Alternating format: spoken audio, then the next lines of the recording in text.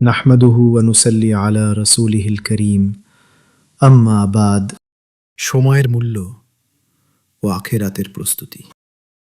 সম্মানিত উপস্থিতি, মহান আল্লাহ তাআলা পবিত্র কুরআনে সময়ের কসম খেয়ে বলেছেন, নিশ্চয়ই মানুষ ক্ষতির মধ্যে নিমজ্জিত। একটু ভেবে দেখুন তো, আমাদের জীবনটা ঠিক কতটুকুর? আজ যে সময়টা চলে যাচ্ছে তা কি আর কোনো দিন ফিরে আসবে? কক্ষনো না।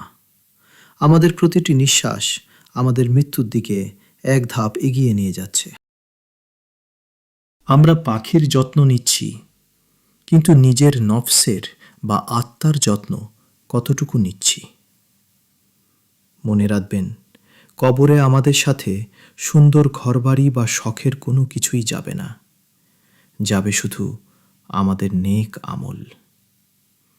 আপনি যদি আপনার কাজ দিয়ে, আপনার কথা দিয়ে মানুষের উপকার করতে পারেন, তবে সেটাই হবে আপনার আসল সঞ্চয়। জীবনকে শুধু ভোগের জন্য নয়, ত্যাগের জন্যও সাজান। রাসূলুল্লাহ সাল্লাল্লাহু আলাইহি ওয়াসাল্লাম বলেছেন, দুটি নেয়ামতের বিষয়ে অধিকাংশ মানুষ ধোঁকার মধ্যে থাকে। একটি হলো সুস্থতা, আর অন্যটি হলো অবসর সময়। আমরা আজ কবুতর পালছি, দুনিয়াবি কাজে সময় দিচ্ছি, এগুলো দোষের নয়। কিন্তু এই সব কিছুর মাঝে কি আমরা আমাদের সৃষ্টিকর্তাকে মনে রাখছি?